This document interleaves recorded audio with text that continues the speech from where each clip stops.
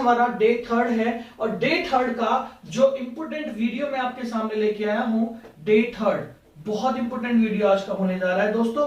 क्यों जरूरी है आज का? क्योंकि मैंने आपको पता है लास्ट वीडियो में आपको बताया था कि किस तरीके से आप इंग्लिश को, लैंग्वेज को कहीं तो किस तरीके से आप सीख सकते हैं। 5 इंपोर्टेंट वर्ड्स मैंने आपको बताए थे और आज मैं आपको बताने जा रहा हूं कि अगर लैंग्वेज को आप डिवाइड करते हैं on the basis of words, ठीक है, अगर आप on the basis of words language को डिवाइड करते हैं तो दोस्तों आपको कुछ नहीं करना, आपको सिर्फ 2 कैटेगरीज बनानी है। 2 ऐसी कैटेगरीज बनानी है जिसमें कि एक कैटेगरी में आपको काम होता हुआ दिखाई दे, वर्क दिखाई दे, और एक कैटेगरी में आपको कोई वर्क दिखाई ना दे, यानी कि नो वर्क। तो इसका मतलब क्या है कि अगर हमारी वोकैबुलरी कमजोर है या अच्छी है तो हमें फिर भी उसको 2 पार्ट में डिवाइड करके रखना है। और वो 2 पार्ट कौन कौन से होंगे? एक वर्क वाली वोकैबुलरी रखिए और एक नो वर्क वाली वोकैबुलरी रखिए। वर्क की अगर बात करते हैं तो ग्रामर में इसे बताने के लिए हम लोग क्या यूज करते हैं? वर्ब का इस्तेमाल करते हैं। और जहां पर कोई काम ही नहीं है तो वहां पर हम कोई वर्ब भी लेकर नहीं आएंगे। वर्ब है तो लैंग्वेज में हम उस चीज को बोल देते हैं एक्शन। एक्शन बोलते ही हमारा काम स्टार्ट हो जाता है, तो इसलिए काम को हमने क्या बोल दिया? एक्शन बोल दिया। लेकिन नो वर्क की जब बात करेंगे तो यहां तो कोई काम ही नहीं है, तो कोई वर्क भी नहीं है, तो सीधी सी बात है कोई एक्शन ही नहीं हुआ, तो यहां पर नो एक्शन आ गया। तो कैटेगरीज डियर स्टूडेंट्स 2 बन गई यहां पर हमारी। एक तो बन गई एक्शन वाली कैटेगरी और दूसरी बन गई नो एक्शन वाली कैटेगरी। तो बेसिकली मैं आपसे कहना क्या चाह रहा था, ये सब मैंने अपनी पिछली वीडियो में भी आपको बताया था कि अगर आप एक्शन और नो एक्शन में पार्ट को डिवाइड करके चलेंगे तब भी छोटी सी कंफ्यूजन बनी रहेगी आपके लिए। और वो कंफ्यूजन क्या है? वो कंफ्यूजन ये है कि आपको ये पहचानना पड़ेगा कि एक्शन क्या है, नो एक्शन क्या है। जैसे कि मैंने एक वर्ड लिखा था क्लोज। अब क्लोज एक वर्ड मैंने लिखा, इस क्लोज को लिखते वक्त आपको ध्यान से समझना होगा कि इस वर्ड का इस्तेमाल जब मैं अपनी लैंग्वेज में करूंगा या करूंगी तो किस कंडीशन में मुझे इसको ध्यान रखना है, डिपेंड सेंटेंस पे करेगा। क्योंकि ये जो वर्ड है ये 2 मीनिंग के साथ इंग्लिश में यूज होता है। एक तो यूज होता है किसी चीज को बंद करने के सेंस में, यानी कि बंद करना, और एक यूज होता है ये पास के सेंस में। जब आपके पास कोई चीज होती है तो आप बोल देते हैं it is close to me. कोई भी चीज है जैसे कि my heart is close to my lungs या my lungs are close to my heart, इस तरीके से पास के सेंस में यूज हो जाता है। लेकिन अगर बात करते हैं क्लोज को एक्शन के तौर पर तो इसकी 5 फॉर्म बन जाएंगी। पहली फॉर्म बनेगी क्लोज, दूसरी फॉर्म बनेगी क्लोज्ड, तीसरी फॉर्म भी बनेगी क्लोज्ड, फिर बनेगी क्लोजिंग और लास्ट में बनेगा क्लोजेस। इस तरीके से एक्शन के रूप में भी इसको स्टडी कर सकते हो। तो आपको कैटेगरीज जब लैंग्वेज में हम बात करते हैं तो बच्चों एक्शन और नो एक्शन की कैटेगरी बनेगी। एक्शन नो एक्शन कैटेगरी जब आप डिवाइड कर देते हो तो आपको टेंशन नहीं होती कि हमें क्या करना है। अब देखिए एक्शन को मैंने बोला काम, नो एक्शन को मैंने बोला कोई काम ही नहीं है, मतलब नो वर्क। तो एक्शन को समझने के लिए आपको यह ध्यान रखना है कि एक्शन की कितनी फॉर्म बनती है? 5 फॉर्म बनती है। First form, second form, third form, ING form बनेगी आपकी, और एक बनती है एस और ईएस फॉर्म, यानी कि 5 शब्द। फॉर एग्जांपल अगर मैं यहां पे एक वर्ड लिखा प्ले, तो ये तब तक मुझे कंप्लीट समझ में नहीं आएगा जब तक मैं इसकी इन 5 फॉर्म पे काम नहीं करूंगा। मुझे प्लेड समझ में नहीं आएगा। और ये मेरा फर्स्ट फॉर्म प्ले हो गया, सेकंड फॉर्म प्लेड हो गया, थर्ड फॉर्म भी प्लेड होगा, और एक फॉर्म हो जाता है मेरा आईएनजी जिसे हम प्लेइंग बोल देते हैं, और एक फॉर्म हो जाता है मेरा एस और ईएस वाला फॉर्म जिसे हम प्लेस कहते हैं। तो इस तरीके से ये 5 वर्ड मुझे याद रखने के लिए, यानी कि एक प्ले शब्द को कंप्लीट समझना है तो मुझे कितने शब्द याद करने पड़ेंगे? 5। ये इतना बड़ा काम हो गया मेरे लिए। कहां पर मैं प्लेट लगाऊंगा, कहां पर मैं प्लेइंग लगाऊंगा, कहां पर मैं प्लेस लगाऊंगा, ये सब मेरा काम हो जाएगा याद रखना। तब जाके कहीं मुझे एक्शन पे पकड़ मजबूत होगी। नो एक्शन के लिए हमें सिर्फ इतना सा करना है। मान लीजिए कि आपने एक शब्द लिखा यहां पर एक शब्द लिखा आपने PEN, पेन। एक शब्द लिखा पेन। अब पेन किसी चीज का नाम हो सकता है। अब मुझे इसको बस दूसरे पार्ट में बदलने के लिए मुझे क्या लगाना है? इसमें एस लगा देना है और वो बन गया पेन्स। तो इस तरीके से क्या हुआ कि देखो PEN में ये भी 3 वर्ड यूज हो रहे हैं, लेटर यूज हो रहे हैं, और यहां पर भी 3 लेटर यूज हो रहे हैं। बस एक एस लगाने से ये सिंगुलर से प्लूरल बन गया। तो नो एक्शन में हमें सिर्फ 2 शब्द याद रखने हैं और एक्शन में हमें 5 शब्दों पे काम करना है। तो भैया डिफिकल्ट वर्क क्या हुआ यहां पर आपका? एक्शन पे काम करना या नो एक्शन पे काम करना। तो मेरा मानना तो यह है कि जी नो एक्शन हमारे लिए बहुत आसान होते हैं। यहां 5 शब्द याद करो, एक शब्द क्लियर हो रहा है। और यहां पर अगर मैं 5 शब्द लिख दूं, जैसे कि मैंने बुक लिखा तो यहां पर बुक्स हो गया, ठीक है। यहां पर मैंने टॉय लिखा तो यहां पर मेरा टॉयज हो गया, ठीक है। यहां पर मैंने लेडी लिखा तो यहां पर मेरा LADIES लेडीज हो गया। अब आप सोच रहे होंगे, क्वेश्चन यहां पर दिमाग में आ रहा होगा आपके कि भाई यहां पर तो S लगा, यहां पर S लगा, फिर यहां पर ES कैसे आ गया? तो कोई बात नहीं, इसको भी समझा देंगे। इसके लिए आपको आने वाली वीडियो का इंतजार करना होगा। इसीलिए तो मैं बोल रहा हूं कि मेरा चैनल सब्सक्राइब करो, लाइक करो और बेल की घंटी जरूर दबाओ, क्योंकि जब आप उस बेल की घंटी को दबाओगे तो जो भी मैं वीडियो डालूंगा उसका नोटिफिकेशन आपको तुरंत आपके फोन पे आके दिखाई देगा और आप जब चाहे आप वीडियो को मेरी देख सकते हैं या तभी देख सकते हैं। इससे आपका एक कंटिन्यूटी मेरे साथ बनी रहेगी, क्योंकि ये सारा का सारा काम क्या होता है जी? कंटिन्यूटी का होता है। अगर कंटिन्यूटी नहीं है ना किसी चीज में तो वो रेगुलर हमारे दिमाग से निकल जाएगी चीजें।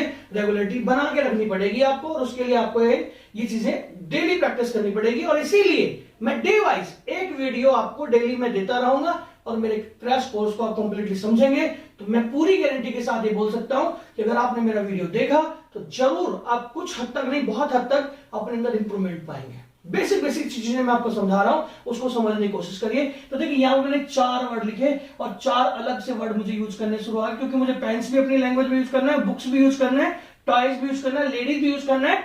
बट करना कैसे है कि अगर एक पेन है तो आई हैव अ पेन और 2 पेन है तो आई हैव 2 पेन्स बोलना पड़ेगा। इतनी सी चीज अगर आपको समझ में आ गई तो आपका काम आसान हो गया। मेरे पास एक ही किताब है तो आई हैव अ बुक, और मेरे पास अगर 2 किताब है तो आई हैव 2 बुक्स। तो मतलब अगर आपने 2 बुक बोल दिया ना तो मामला गड़बड़ हो जाना है। यही हमारे कोर्स का पार्ट है जो आगे जाके आपको सीखने को मिलेगा। और मैं आपको आने वाली वीडियो में बताऊंगा कि ये एस और यस को कैसे समझना है। बहुत आसान होता है, कोई दिक्कत वाली बात नहीं, बड़ी आसानी से समझ में आ जाएगा। और ये बिल्कुल मैं श्योरिटी के साथ इसलिए बोल रहा हूं क्योंकि मुझे समझ में आ गया तो आपको भी आ जाएगा। बस थोड़ा सा क्या करना है, फोकस करना है, थोड़ा सा इंतजार करना है, सब्र करिए, सब्र का फल बड़ा मीठा होता है। इंग्लिश में बोलना सीखिए इस चीज को, have patience because patience page. अब कुछ ग्रामर के पंडितों ने क्या करा हुआ है, वो ग्रामर के जो पंडित होते हैं वो गड़बड़ कर देते हैं। यहां पर क्या करेंगे, अगर मैं बोलूं कि सब्र करो, सब्र का फल मीठा होता है, तो have patience because the fruit of patience is sweet. होगी ग्रामर की हत्या? नहीं करनी भाई। लैंग्वेज में और ग्रामर में थोड़ा सा नहीं, बहुत डिफरेंट होता है। और जब कोई चीजें, 2 अलग अलग चीजें होती हैं, डिफरेंट होती हैं, तो उनको बोलते हैं पोल्स अपार्ट। क्या बोलते हैं?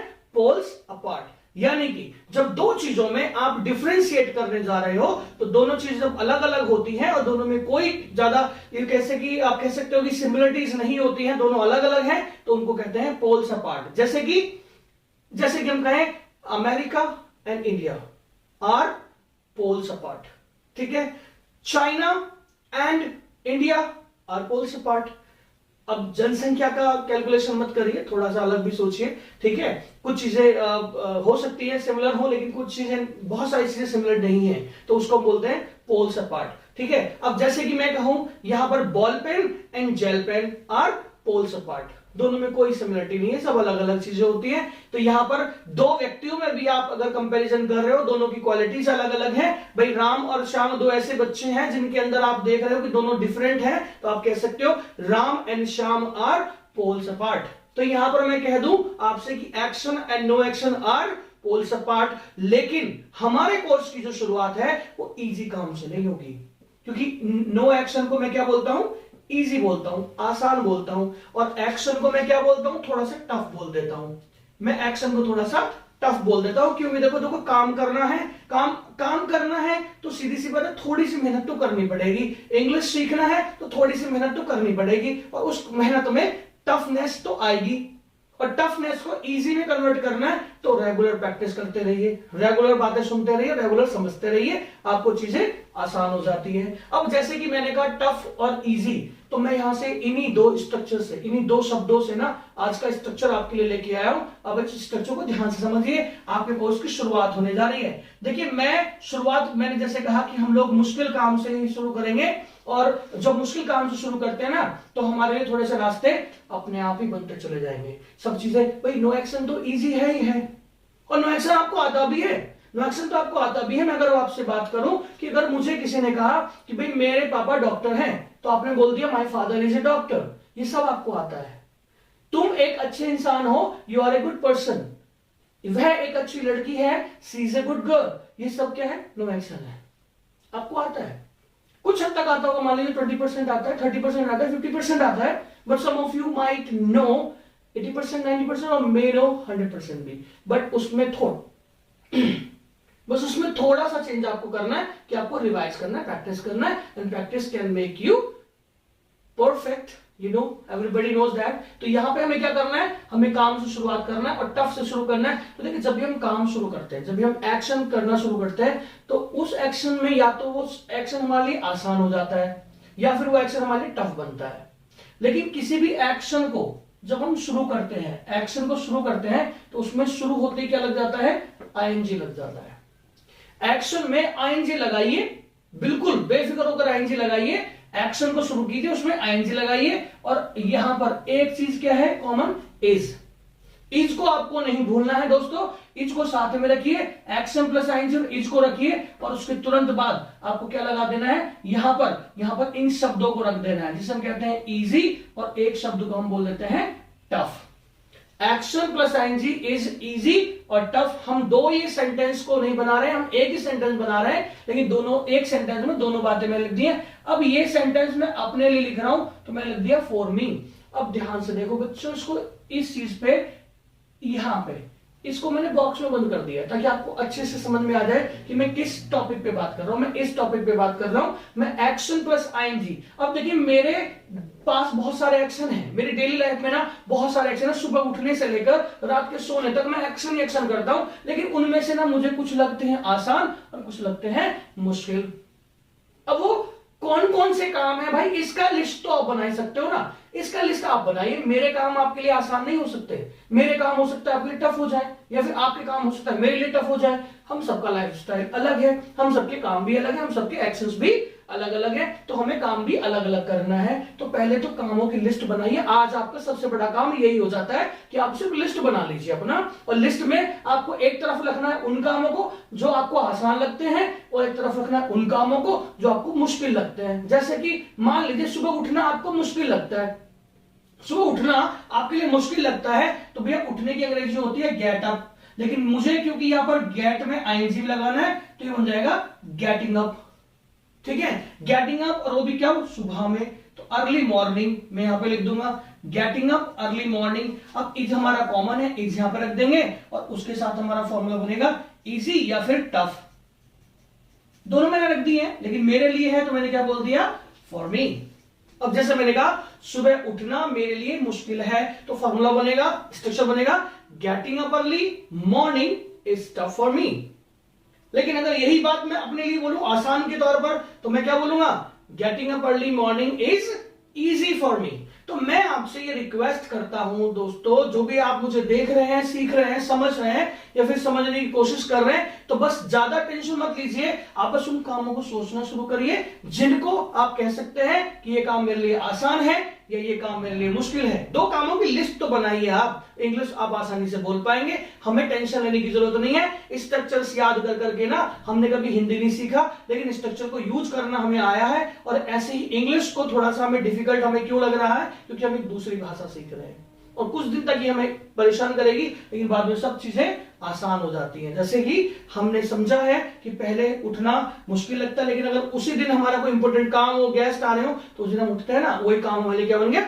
आसान बन गया। तो getting up early morning is easy for me, या फिर getting up early morning is tough for you. मैं जानना चाहता हूं आपके लिए क्या आसान है, आपके लिए क्या मुश्किल है। तो आज का हमारा क्लास इसी टॉपिक पर खत्म हो जाता है, लेकिन खत्म होने से पहले मैं चाहूंगा कि मैं आपके साथ एक दो एग्जांपल और शेयर करूं। जैसे कि मुझे पढ़ाना अच्छा लगता है, पढ़ाना आसान लगता है, मैंने बोल दिया teaching is easy for me. लेकिन अगर मुझसे आप चाइनीज लैंग्वेज पढ़ा दो, तो मेरे लिए बहुत मुश्किल है। मुश्किल क्या, बहुत ही ज्यादा इम्पॉसिबल है, तो मैं उसको बिल्कुल टफ में बोल दूंगा। मैं बोल दूंगा टीचिंग चाइनीज या जापानीज या फिर French is tough for me, but teaching English is easy for me. So, my dear students, this is my question to you. Please tell me what is easy for you and what is tough for you. Thank you so much for watching my video. Please like, share and subscribe for more videos like this, for more structure like this, which can change your life exactly, which can make your English very easy and impressive. Thank you so much. Thanks for watching.